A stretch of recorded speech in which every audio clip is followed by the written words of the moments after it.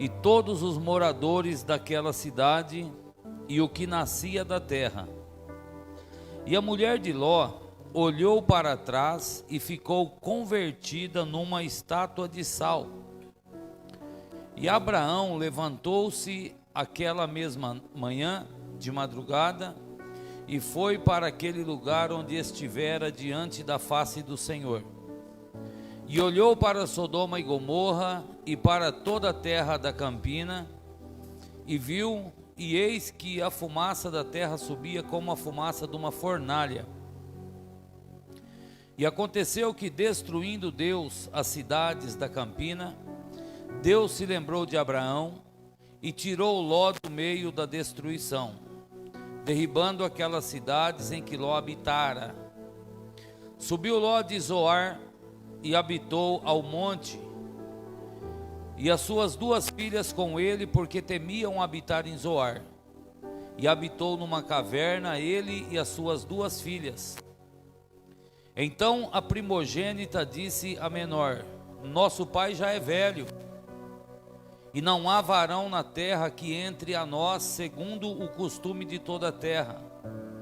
Vem, demos a beber vinho a nosso pai, deitemo-nos com ele, para que em vida conservemos a semente de nosso pai. E deram a beber vinho a seu pai naquela noite. Veio a primogênita e deitou-se com seu pai. E não sentiu ele quando ela se deitou, nem quando se levantou. No outro dia, que a primogênita disse à menor: vês aqui, eu já ontem à noite me deitei com meu pai. Demos-lhe a beber vinho também esta noite. E então entra tu, deita com ele, para que em vida conservemos semente de nosso pai. E deram a beber vinho a seu pai, também naquela noite, e levantou-se a menor, e deitou-se com ele, e não sentiu ele quando se deitou, nem quando se levantou. Conceberam as duas filhas de Ló, de seu pai. E teve a primogênita um filho, chamou o seu nome Moabe. Este é o pai dos moabitas até ao dia de hoje. E a menor também teve um filho, chamou o seu nome Ben-Ami. Este é o pai dos filhos de Amon até o dia de hoje. Amém? Irmãos, como sempre, eu vou fazer aquela recomendação. Esses assuntos são os assuntos que, se perder um detalhe, vai embora sem entender nada. Então não tire a sua atenção, não converse. A gente tem uma mania que, se alguém passa do lado, a gente vira para ver, deixa para lá. Amém? Senão a gente perde tempo, compensa ficar em casa vendo alguma coisa. Nesta oportunidade, nós chegamos então neste texto que trata sobre a destruição das cidades, que nós falávamos na quarta-feira anterior. Na quarta-feira que passou, nós ensinamos sobre o momento que os anjos, eles vão até Sodoma, e ali eles enfrentam os habitantes da cidade, e eles se posicionam para tirar Ló e a sua família antes que a cidade fosse destruída. Neste momento agora, Ló não se encontra mais em Sodoma, as suas filhas e nem a sua esposa se encontra mais naquele lugar. Deus agora, ele vai cumprir a palavra dita pelos anjos e vai enviar a destruição àquelas cidades da campina. O texto, ele vai dizer que o Senhor, ele fez chover enxofre e fogo desde o céu sobre Sodoma e Gomorra.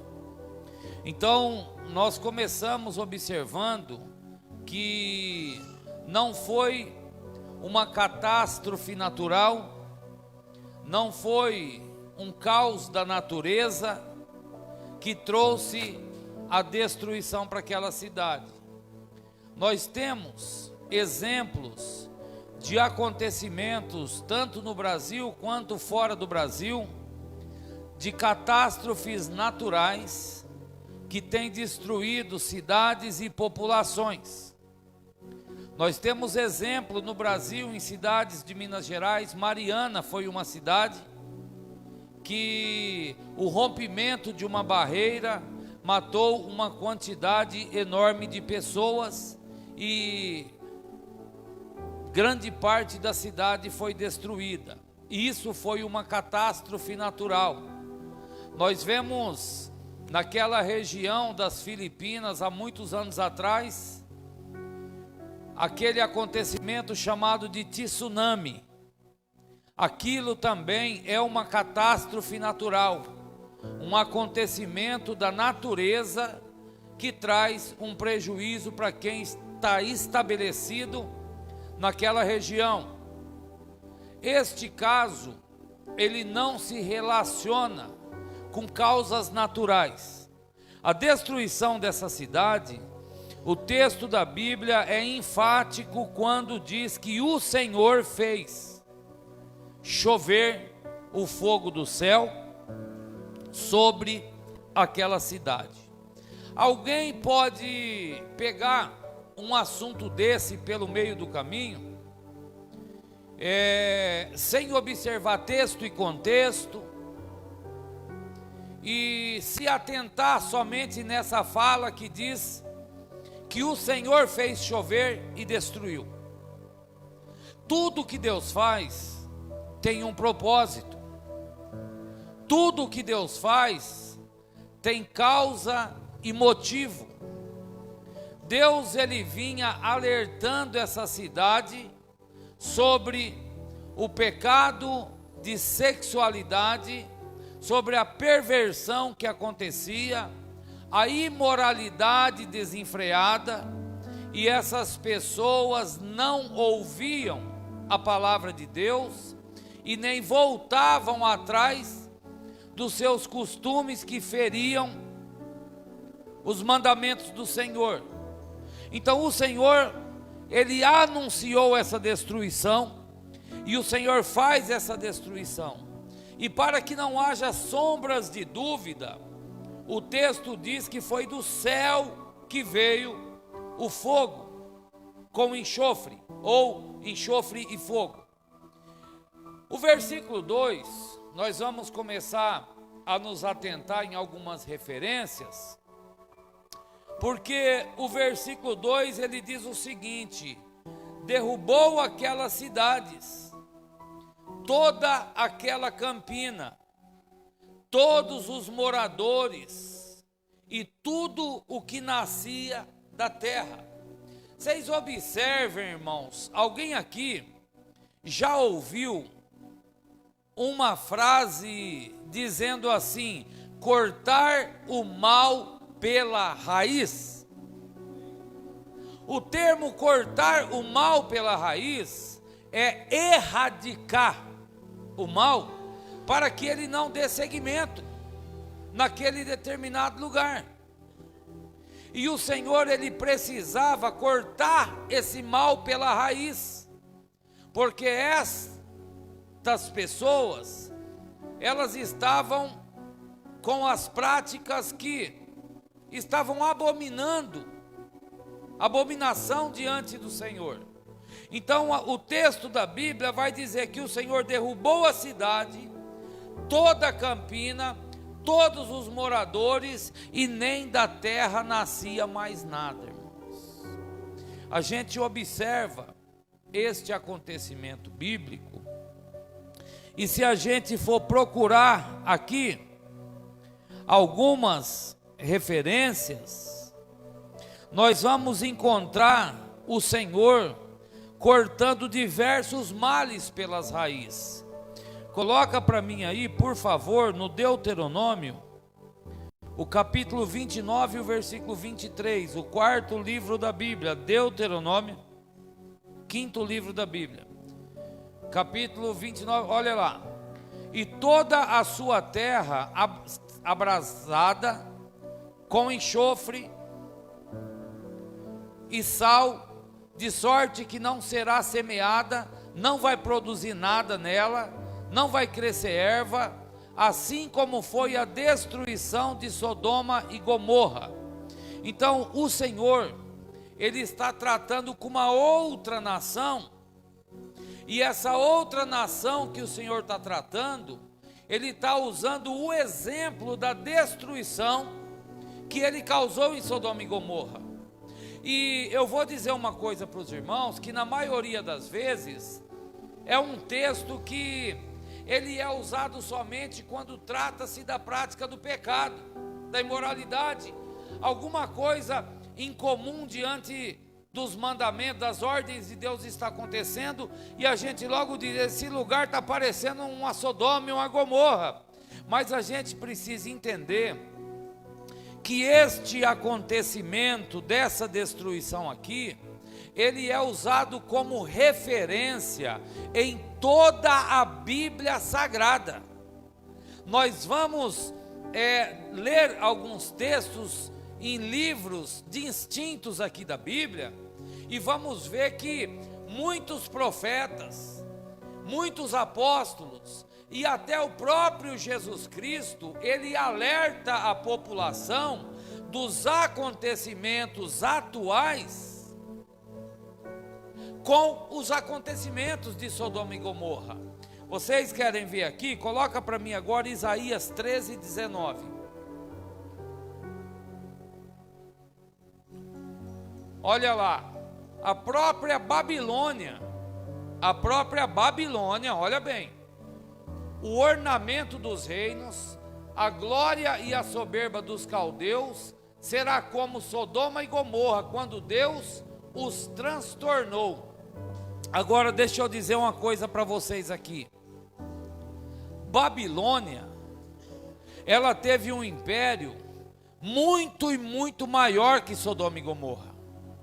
Babilônia foi detentora de uma glória no seu período, que Sodoma e Gomorra não chegava nem perto. Babilônia teve reis que levavam os hebreus cativos e dessolava, deixava vazia as habitações de Judá. Quando nós lemos o texto dos exilados da Babilônia, Ezequiel foi pregador, foi profeta no exílio babilônico, Daniel foi profeta no exílio babilônico, e quando trata de Nabucodonosor, aquele rei que teve um grande império, uma glória que excedia os reis da sua época, Deus olhou para eles e falou assim: para mim, a glória de vocês eu assemelho com Sodoma e Gomorra, e do jeito que eu destruí ele, eu destruo vocês também. Porque às vezes a pessoa tem um domínio em alguma coisa tão grande, ela tem um controle em alguma coisa que vive tão grande, que acha que o que Deus fez numa cidade pequena não pode fazer contra ela. Irmãos, o Deus de coisas pequenas também é Deus de coisas grandes. O Deus que abate um soberbo, ele abate um exército de milhares de soberbos. Então ninguém pode se posicionar e dizer: o que aconteceu com Sodoma não pode acontecer com a minha cidade, porque essa cidade é forte. A Bíblia diz que o Senhor é mais forte que o valente. Ele entra na cidade do valente, amarra o valente e toma a cidade. Então esse exemplo que a Bíblia nos traz é como se a Bíblia estivesse dizendo que nós não podemos nos esquecer dos acontecimentos de Sodoma e Gomorra. Agora olhe isso aqui, coloque para mim Jeremias 49:18. Jeremias 49:18.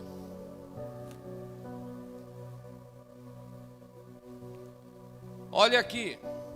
Deus agora está tratando uma outra nação. Este povo que vai ser tratado agora não é o povo do Deuteronômio e nem o povo babilônico citado por Isaías. Agora é que a gente não vai ficar voltando o texto, mas já se trata de outra nação aqui. E o Senhor está dizendo: será como a destruição de Sodoma e Gomorra, dos seus vizinhos, diz o Senhor, não habitará ninguém ali, nem morará nela filho do homem. Eu não me recordo qual é a nação. Eu acho que pode ser os Moabitas, se eu não estiver enganado, não tenho certeza, mas já é uma outra nação, já é o terceiro povo que Deus, ele faz a comparação da mesma destruição que fez com Sodoma e com Gomorra. Então nós observamos, irmãos, que diante disso, a Bíblia, ela quer dizer o seguinte, que o juízo de Deus, preste atenção nisso aqui, o juízo de Deus, ele não está reservado para uma classe específica, até porque a Bíblia ensina à igreja de hoje, que está destinado ao homem viver uma vez, vindo após isso o juízo. Então o juízo de Deus está destinado a todos nós. Pastor, mas eu sirvo a Deus com alegria, eu sou fiel, porque eu estou destinado ao juízo de Deus. Calma aí, juízo não é condenação ainda. O juízo de Deus para nós é um tribunal, e nem todos que passam pelo tribunal são culpados. Nem todos que passam pelo tribunal saem de lá algemado. Tem alguém que até é acusado, mas quando chega no tribunal, ele é tido como inocente. Então nós, no dia do juízo, o Senhor vai dizer: foi comprado com o sangue, foi lavado, foi resgatado, foi liberto e não voltou às práticas do velho homem. Entra para o reino do gozo eterno do meu Pai. É sair sem algemas, é sair liberto, é sair honrado, porque o juiz não nos condenará, porque o advogado do céu, ele advogou pela nossa causa e nos considerou inocente da nossa culpa. Sabe por que nós somos inocentes da nossa culpa? Nós seremos naquele dia, porque Isaías escreveu: ele levou sobre si todas as nossas dores, ele levou sobre si as nossas iniquidades. O profeta está dizendo: o teu pecado ele levou no Calvário e perdoou a sua vida. Quando Paulo disse que a cédula do pecado, ela foi rasgada, Paulo estava dizendo: diante do juízo, você vai ser inocentado. Mas então, o que a Bíblia está dizendo? Que todos vão conhecer, todos vão passar pelo juízo. E nós estamos vendo nações poderosas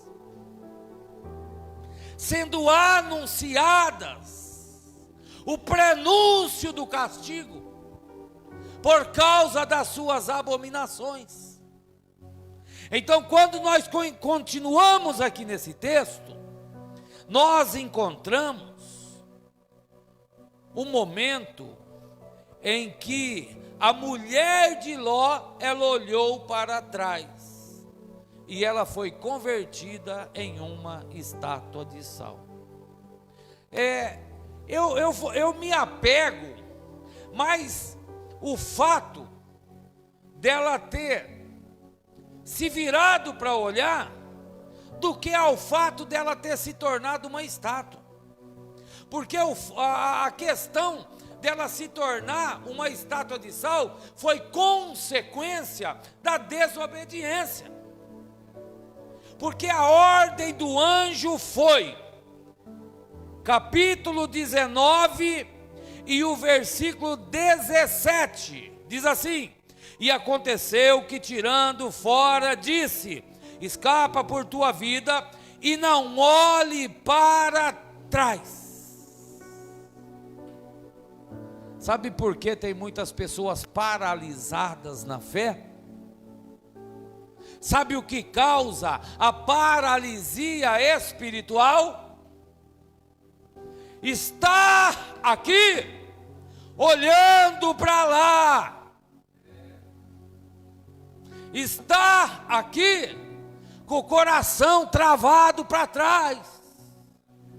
Está aqui, e pensando, é isso que eu quero, não é isso que eu quero. Eu vou dizer uma coisa para a igreja: nós precisamos ser decididos no que nós queremos.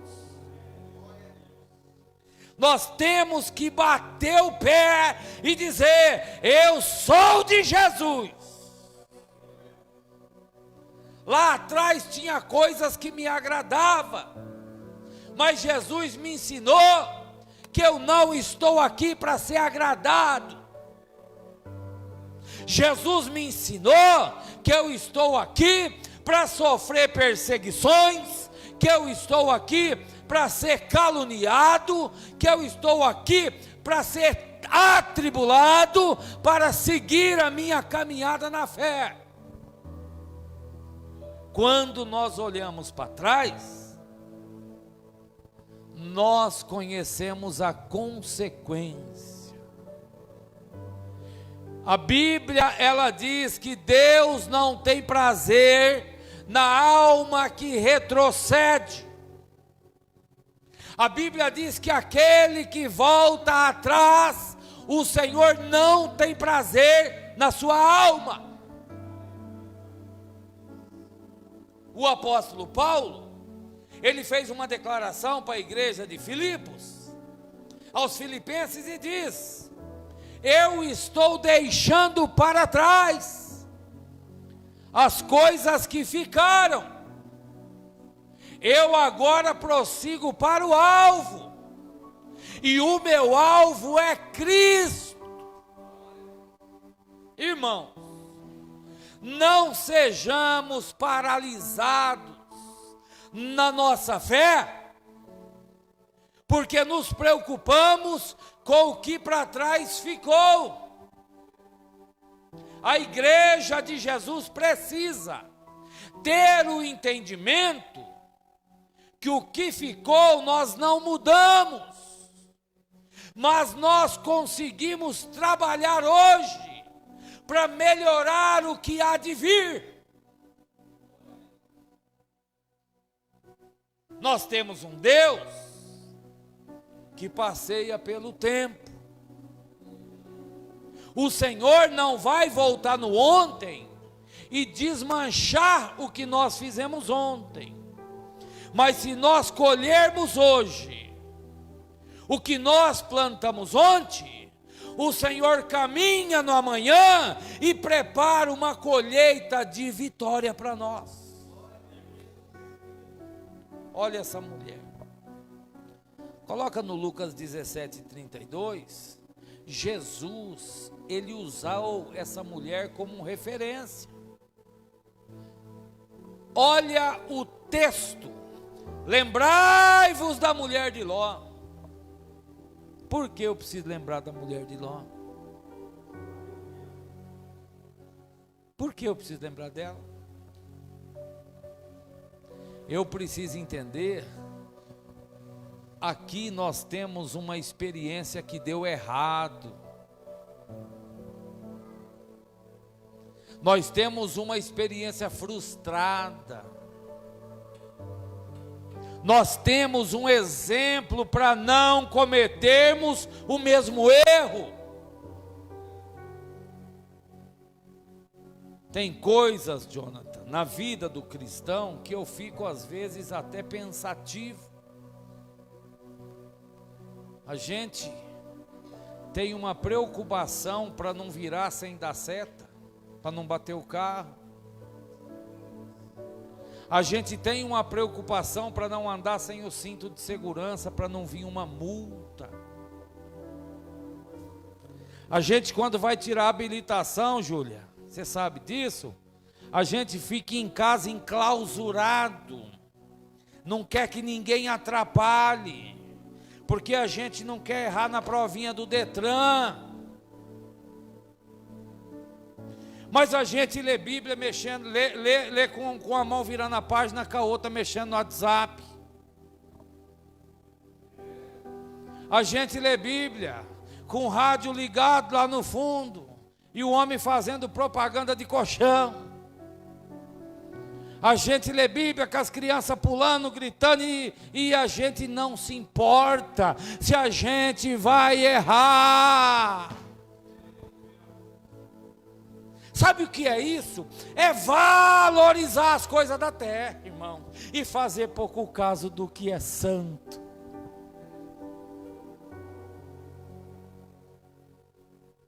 Esses dias eu estava na pista vindo, fomos viajar, e aí a gente tem um cuidado tão grande. Na geladeira de casa tem o dia da vacina do. Imaginou se o crente fizesse um post-it e colasse na geladeira escrito: Jesus está voltando, eu preciso ser crente.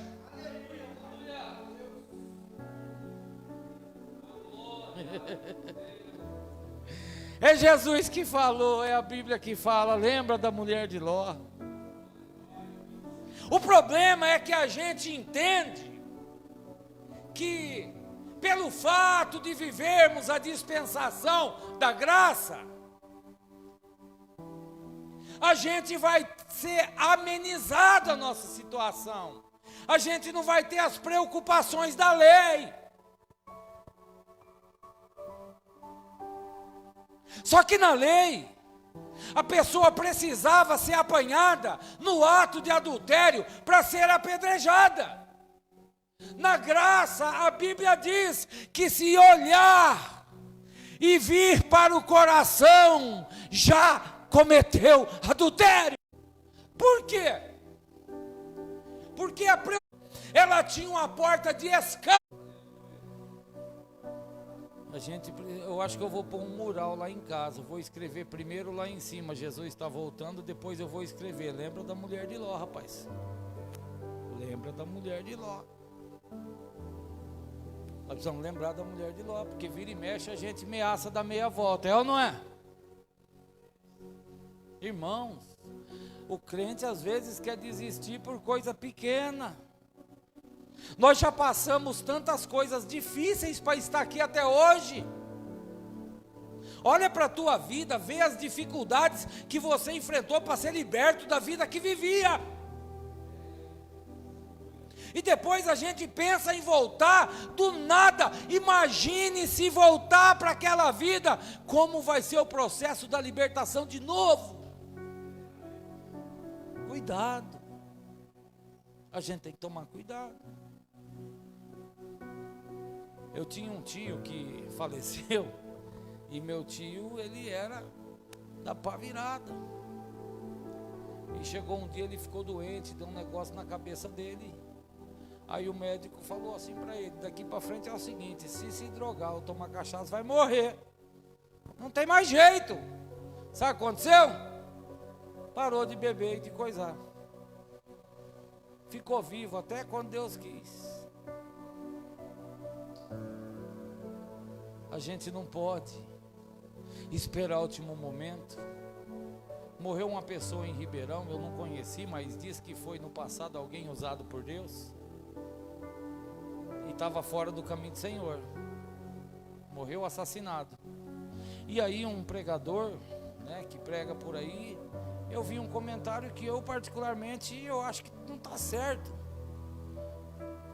Escrevendo que Deus tenha misericórdia da alma dele. Não, irmãos.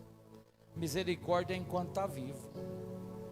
Depois que acabou o fôlego de vida, não tem misericórdia. Para nós não somos macabeus. Nós não fazemos sacrifício de penitência para a alma depois de morto. Os macabeus faziam isso, nós não. Então a gente tem que ser maduro na fé, irmão. A gente tem que saber que a misericórdia é agora. Então, a Bíblia vai dizer que Abraão, ele se levantou. Eu vou adiantar aqui porque o tempo está indo muito rápido. Abraão, ele se levanta, ele foi para aquela cidade onde estivera diante da face do Senhor. Ele olhou Sodoma e Gomorra e toda a terra da campina e viu fumaça da terra subia como fumaça de uma fornalha. Então Abraão, ele contemplou de longe a destruição, tá? Depois que destruiu, destruindo Deus as cidades, Deus se lembrou de Abraão e tirou Ló, né, da cidade. O texto vai dizer do versículo 30 que Ló, ele subiu de Zoar e habitou no monte, as suas filhas com ele, numa caverna. Engraçado que na casa de Ló, era Ló, a mulher, 2 filhas e 2 futuros genros. Mas o texto está nos mostrando aqui que quem foi para Zoar foi somente Ló e as suas filhas. Os 2 que seriam os seus genros futuramente desistiram e ficaram em Sodoma e foram destruídos. E a mulher se perdeu no meio do caminho e ficou para trás. Então o texto vai dizer que Ló, ele não quis habitar em Zoar, ele temia. Então Zoar era muito próximo de Sodoma. E ele talvez teve um trauma, ele observava a destruição. Uma destruição de uma cidade, a fumaça vai dias para acabar de sair. Isso aí vai queimando. E aí ele temia de ficar ali, então a Bíblia diz que ele foi para o monte e habitou numa caverna. Irmãos, vocês já ouviram uma palavra assim: tudo que começa errado, termina errado. Vamos entender uma coisa aqui. O que começou errado na vida de Ló? Oi? O que começou errado na vida de Ló foi ele não honrar a autoridade do seu tio e escolher as campinas de Moabe. Porque se Abraão se estabelecesse nas campinas de Moabe, Sodoma e Gomorra não era aquilo. Porque ele tinha Deus a seu favor. O que está de errado escolheu e levou a sua família para um lugar de perdição. Quem levou a mulher e as filhas para Sodoma foi o próprio Ló. Então, homens, tome cuidado onde você leva a esposa e os filhos. Tá? Não é todo lugar que cabe a gente, não. Não é todo lugar. Então, a partir daí, elas cresceram em Sodoma. E crescendo lá, o que elas aprenderam lá? Aprenderam a imoralidade. Porque quando o texto fala da destruição, o diálogo de Abraão com Deus foi o seguinte: e se houver um justo? A Bíblia disse aqui que por causa de Abraão, Deus se lembrou de Ló. Então as suas filhas e a sua mulher foram por consequência da maneira de viver de Ló, porque a Bíblia diz que ele afligia a sua alma naquele lugar, porque ele não concordava com aquilo. Mas elas cresceram vendo aquilo, Luiz Felipe. E eu ensino aqui, eu sempre falo: Filho de crente não tem que ficar dançando até o chão, pequenininha, porque é bonitinho para os outros ver, não. Filho de crente tem que aprender a ser crente. Não, deixa ela, é muito novinha. Deixa ele, é novinho. Quando crescer, aprende. Não aprende, não. A Bíblia ensina que nós ensinamos a criança e não o adulto. A Bíblia diz que é para o crente pegar o menino e ensinar o caminho que deve andar, para depois que crescer, não se desviar dele. Tratar com uma marmanjo velha é difícil demais. Então elas se adaptaram com isso, e olha o que elas vão fazer. A primogênita, ela chama a menor e diz: ó, você já viu que onde a gente está não tem mais homem nenhum aqui, né? É só eu, você e nosso pai. E se a gente não tomar uma providência, a semente de nosso pai se acaba. Então, nós vamos dar vinho para ele. E aí nós nos deitemos com ele, e a semente dele vai continuar. Tá certo isso? Mas e a semente? E a descendência depois que veio? Daqui a pouco nós vamos entrar na descendência dele, e o cabelo do seio vai arrepiar aí na cabeça. Tá achando que é brincadeira? Começar errado? Ele começou errado e elas começaram errado. Elas estão com uma oportunidade de recomeço aqui. Elas deveriam esperar a providência de Deus. Então a Bíblia vai dizer que a primeira embebedou o pai, não é? Deram o vinho de beber para ele, se deitou com ele, e depois se levantou, e depois foi a mais nova, fez a mesma coisa. E eu já estou chegando aqui no versículo 36. Vamos pular aqui, senão não vai dar tempo. O versículo 36, a Bíblia vai dizer assim, ó. Mas antes disso, coloca para mim Levítico 18, 6. Só para a gente entender aqui que elas estavam ferindo a lei de Deus. Ó. Não fareis, 18, 6. Nenhum homem se chegará a qualquer parenta da sua carne, para descobrir sua nudez. Eu sou o Senhor, o 7 agora. Não descobrirás a nudez de teu pai e de tua mãe. Ela é tua mãe. Não descobrirás a tua nudez. Então a Bíblia está dizendo que elas não poderiam ter feito aquilo com o pai delas. Não poderia.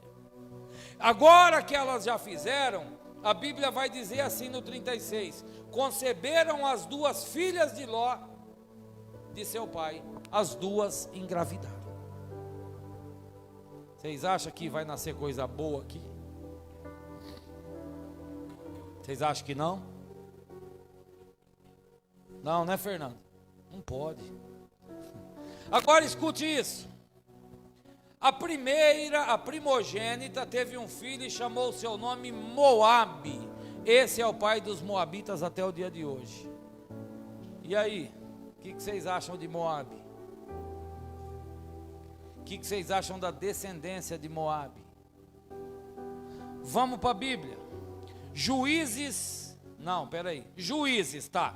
Juízes capítulo 3, versículo 12. Olha isso, irmãos. Vai falar um negócio de um rei aqui, se vocês dar risada eu vou processar por gordofobia. Vamos lá.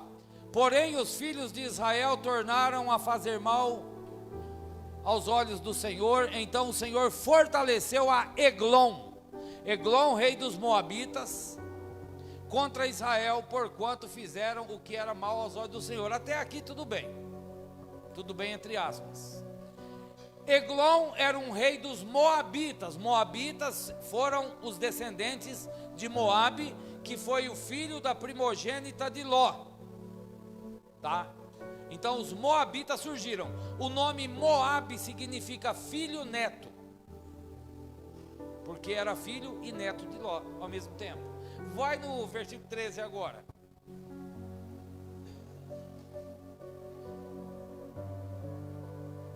reuniu consigo os filhos de Amon e os amalequitas, e foi e feriu Israel, e tomaram a cidade das palmeiras. Versículo 16.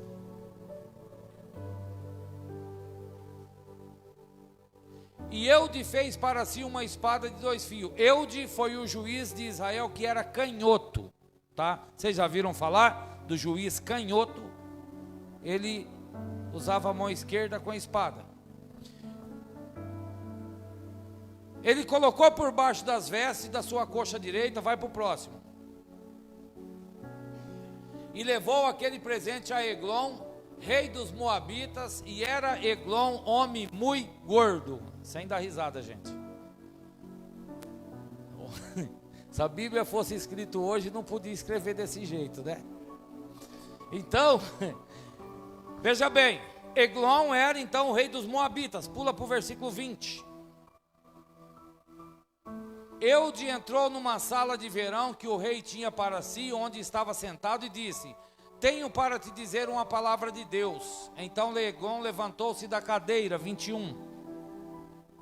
Eude estendeu sua mão esquerda, tirou, tá vendo? A mão esquerda, ele era canhoto, ele tinha habilidade só com a mão esquerda, Eude. Tirou a espada da coxa e lhe cravou no ventre. E agora o 22. De tal maneira que entrou até o cabo após a lâmina, e a gordura encerrou a lâmina, porque não tirou a espada do ventre, e saiu-lhe o excremento. A espada ficou dentro da barriga dele, porque ele era muito gordo. Então Eglon, rei dos Moabitas, tá? Nós lemos no começo, no versículo 12, que Deus fortaleceu ele, para ele guerrear contra Israel. E a gente vai entender que Deus fortalecia nações ruins para pôr o seu povo na linha. Os caldeus, em determinado momento, fez Israel buscar a face de Deus, na época do profeta Abacuque. Os babilônicos fez os hebreus refletirem,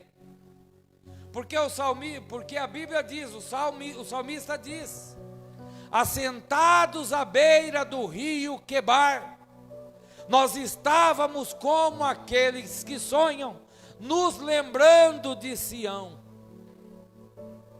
Tem coisa ruim que acontece, que é porque às vezes a gente está longe de Deus, e Deus quer dar uma empurradinha para a gente chegar mais perto. Então nós vimos aí, esse era Moabe. Vai no Deuteronômio 23, 3. Deuteronômio. Nenhum amonita, nem moabita entrará na congregação do Senhor. Eles não podiam entrar no templo. Eles tinham maldição. Nem ainda a sua 10ª geração entrará na congregação do Senhor eternamente. Pode morrer um e nascer outro, morrer um e nascer outro, morrer um e nascer outro. Eles tinham maldição sobre a vida deles.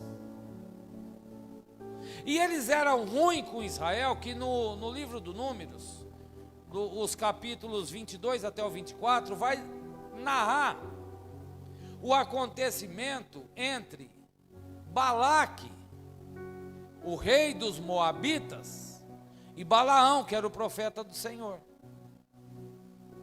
E a Bíblia vai dizer que Balaque chama Balaão e oferece dinheiro para ele amaldiçoar o povo de Deus. Essa era a característica de amonitas e de moabitas. Então, como foi o final da história de Ló? Qual foi o final da história de Ló? Porque se a gente vê o livro de Sofonias, capítulo 2 e versículo 9, olha o que vai dizer em Sofonias. Portanto, tão certo como eu vivo, diz o Senhor dos Exércitos, o Deus de Israel, Moabe, pronto, cheguei onde eu queria, Moabe será como Sodoma. Está vendo aí? Deu toda uma volta na Bíblia, mas ele voltou na raiz do problema. Sabe o que eu aprendo com isso? Que problema não se esconde, se resolve, irmão. Sabe o que eu aprendo com isso? Que pecado não guarda no baú. Pecado não varre para debaixo do tapete. Pecado confessa e deixa para alcançar a misericórdia do Senhor.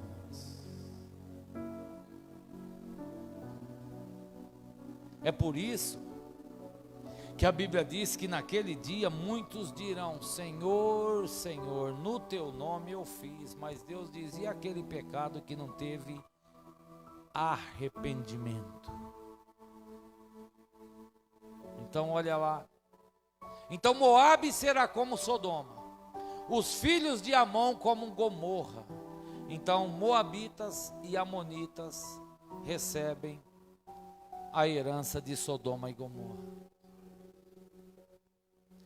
Olha aquilo: campos de urtigas e poço de sal e desolação perpétua. O restante do meu povo os saqueará, e o restante do meu povo os possuirá. No final da história a Bíblia está dizendo: eles não vão ter nada, não terão herança no meio do povo. É o próximo versículo que diz isso.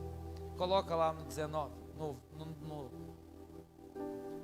Isso terá em recompensa da sua soberba. Olha a recompensa da soberba. Porque se escarneceram e se engrandeceram contra o povo do Senhor dos Exércitos. Na Bíblia não faz menção dos moabitas andando junto com Israel. A Bíblia não faz menção dos amonitas andando junto com Israel.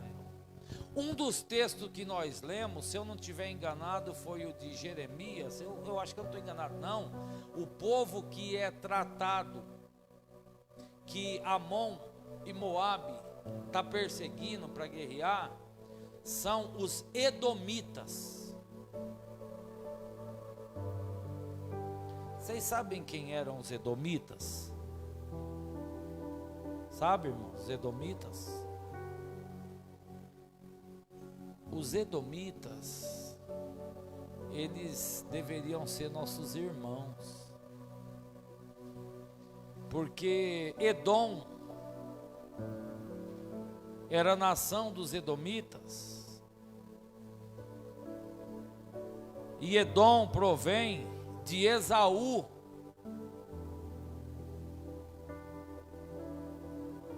E Esaú era filho de Jacó, irmão gêmeo, não, era filho de Isaac, irmão gêmeo de Jacó. Só que foi uma nação que se rebelou contra os irmãos. E a gente vai conhecer a história dos edomitas no livro do profeta Obadias. O profeta Obadias, ele qualifica os edomitas como um povo que praticava engenharia na época passada. O que Obadias declara é que eles construíam, eles esquadrinhavam as suas casas sobre as rochas. E eles moravam nas alturas do lado de Judá. E quando os babilônicos vinham e saqueavam Judá, acabava com o povo, os babilônicos iam embora, os edomias desciam das rochas, ia lá e pegava os despojos e levava para eles dos próprios irmãos. Leia o livro do profeta Obadias para você conhecer essa história. Então, Para a gente finalizar aqui, é o seguinte: Deus, Ele sempre vai prover uma porta de saída, da maneira que proveu para Ló e a sua família. Mas nós não podemos cair no mesmo erro que a sua mulher fez, e nem nos adiantar como as suas filhas fizeram. Então a frase final para finalizar o ensinamento de hoje é: lembrai-vos da mulher de Ló. Amém? Deus abençoe em nome de Jesus.